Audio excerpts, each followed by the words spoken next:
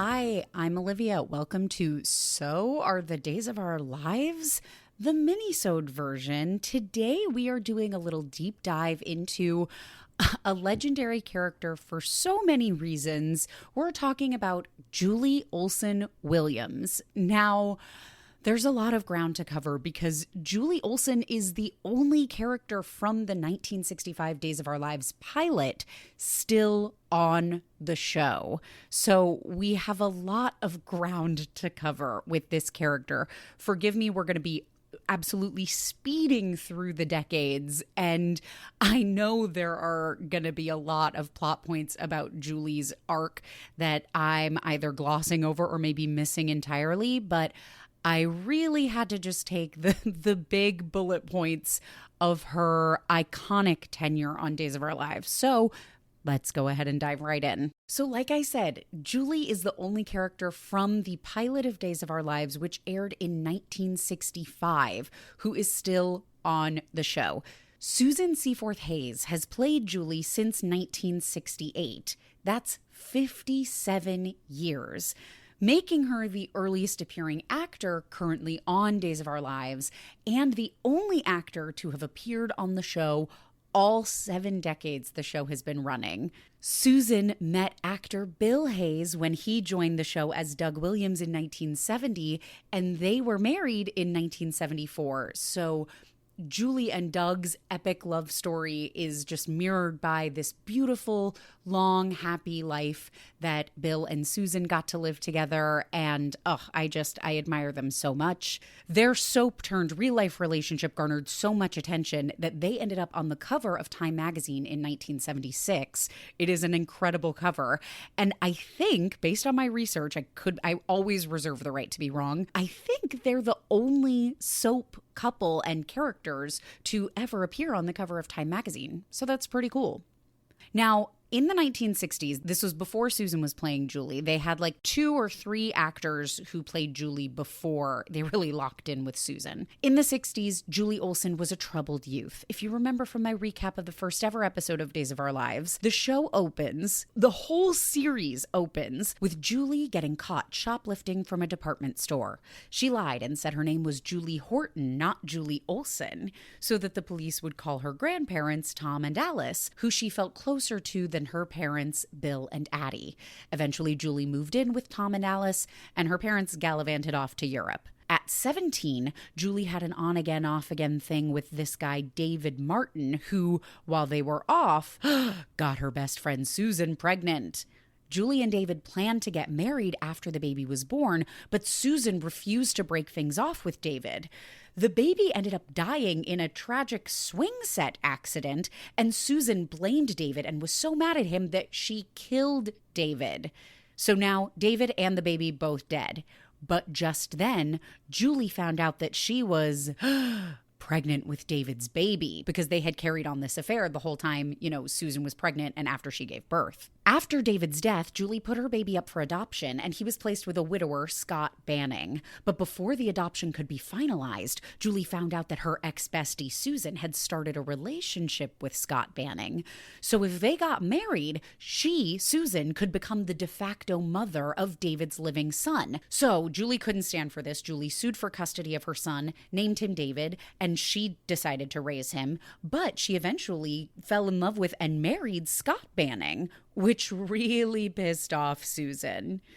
Enter Doug Williams, or rather Brent Douglas, a con artist who came to Salem under the fake identity of Doug Williams because he heard about this wealthy widow, Susan Martin, and he wanted some of the action. But Susan came up with a better plot. She wanted to ruin Julie's life, so she paid Doug to go seduce Julie so that Susan could swoop in and get Scott and baby David. Julie and Doug began this passionate affair, and Julie did start divorce proceedings because she wanted to leave Scott for Doug, but she hesitated to leave her family, especially because Doug adamantly didn't want to raise children. Suddenly, her mother, Addie, returns to Salem after the death of Julie's father, Bill, and up and marries Doug.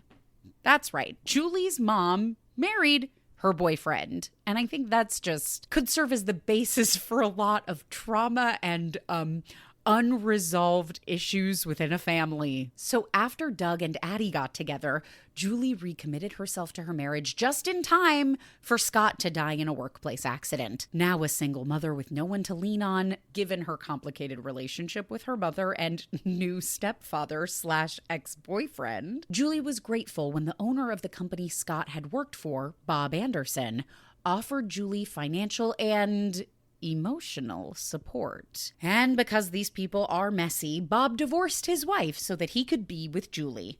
Meanwhile, Doug and Addie had a child, a daughter named Hope, who would later become a very important character in Days of Our Lives. Now, Doug and Addie having this baby, especially after Doug was so adamant that he didn't want kids, gave Julie all the complicated feelings, plus she was definitely still in love with Doug. But seeing that he and Addie seemed happy with their new baby, Julie agreed to marry Bob Anderson. In 1974, Addie tragically died, leaving Doug devastated, and there was still all this really unresolved stuff with Julie and Doug, so she was, starting to be more drawn to him and really starting to feel trapped in her marriage to Bob. But of course, just then, she found out she and Bob were expecting a child. Now, thanks to SORAS, soap opera rapid aging syndrome, David Banning, her first child, was now an adult, back in Salem after boarding school. I'm going to call him David Banning because David Martin and David Banning, it could be confusing.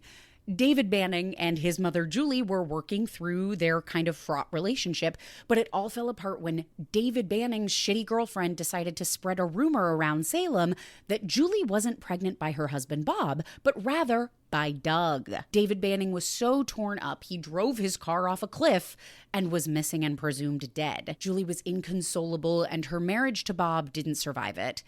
She did, however, find comfort in Doug, and their friendship finally turned back to romance. Julie was shocked to get a call that her son, David, was actually alive and was being cared for by the Grant family. But as Julie was rushing to get to the car to go to David, she fell down the stairs and she went into early labor, and her baby was stillborn as a result of the fall. After a long period of mourning, Julie and Doug were finally getting ready to tie the knot when, and I'm being serious here, the princess of an island in the South Pacific, her name was Kim, she arrived in Salem claiming to be Doug's wife. Nothing just like, oh, I'm just a lady who you forgot to divorce. It's like, no, I'm the princess of a small island in the South Pacific. Now, Doug swore that they had been divorced before he ever came to Salem, but Kim insisted it was never finalized. And because of some rules about the royalty on their island that Doug was also the prince of, they couldn't get divorced. This drove Doug and Julie apart, and Julie almost married another guy.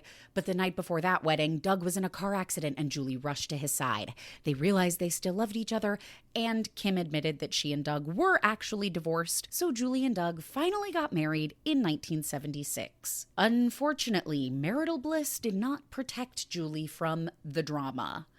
She tried to help Doug get through some tough business times. He was running a club called Doug's Place, but Julie mistakenly sought advice from Doug's biggest competitor, this guy Larry, who was a total monster, and ended up raping Julie. She eventually did tell Doug about the assault, but that night, she found Larry shot dead in his home. Julie tried to clean up the scene because she thought Doug committed the murder, but he didn't. It was a surprise third killer. Luckily, Julie was found not guilty of first-degree murder, and they were able to put that behind them. Tragedy struck again when Julie was in a horrible accident while visiting Maggie Horton's farm, which left Julie covered in burns. She insisted that she would never recover and demanded Doug divorce her, even though he didn't want to. Julie did eventually get reconstructive surgery, but by the time she came back to Salem to reunite with Doug, he had married some bitch named Lee. Since Doug clearly was still in love with Julie, though, Lee hired a hitman to take Julie out. Everything fell apart, though. Julie survived the attempted murder.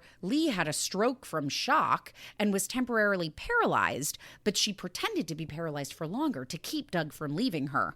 But once Lee's secret was out, Julie and Doug remarried in 1981. Still, there was ongoing drama, especially tension between a now 18 Hope and her parents / half-sister. Yeah, wonder why that dynamic would be hard.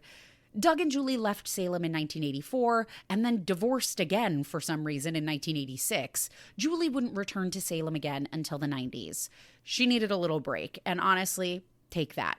When Julie returned, there were a few romantic entanglements, more than a few explosions and other accidents she survived, and at least one more suspicion of murder, all of which Julie made it through unscathed. And she eventually reestablished a happy relationship with her half-sister / former stepdaughter, Hope. Doug and Julie finally reunited in 1993 and got married for a third time. Now, for the rest of the 90s and early 2000s, Julie and Doug were kind of in and out of Salem, but in 2003, Julie's world was rocked when Doug was murdered by the Salem stalker, who turned out to be her friend Marlena Evans.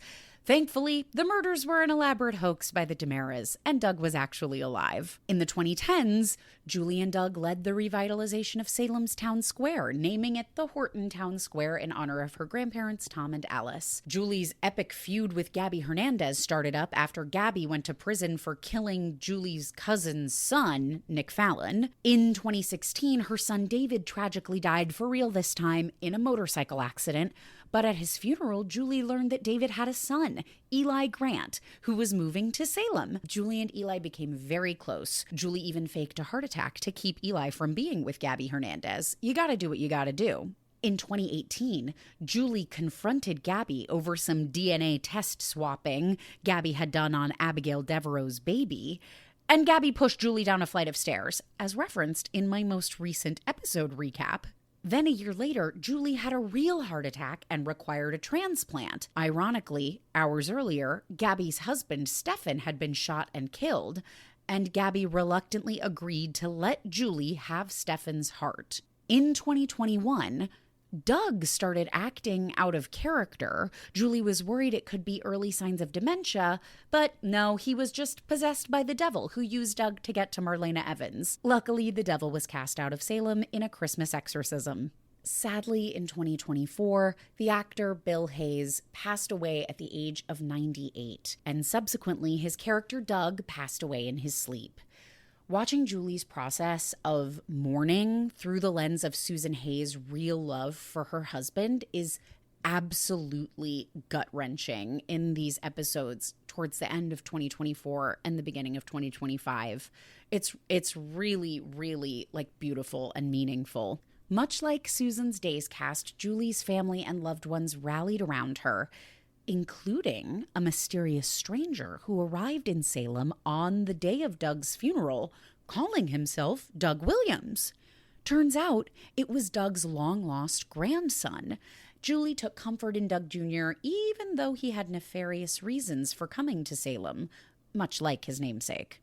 That kind of takes us to the end of our deep dive. At 7 decades in, at the age of 82, Julie and Susan Seaforth Hayes alike show no signs of slowing down. I hope she stays in Salem to provide the heart, humor, grudge-holding snark, and pearls of wisdom I've grown to love from her for years to come.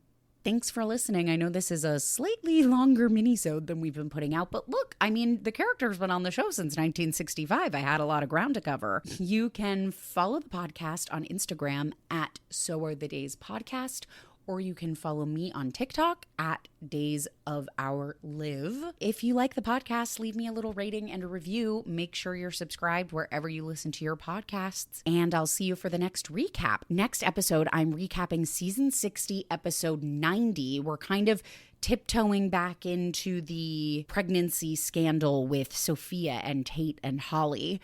And also, we're dealing with some evil twin drama with Rafe. Join me for that recap, and I'll see you then.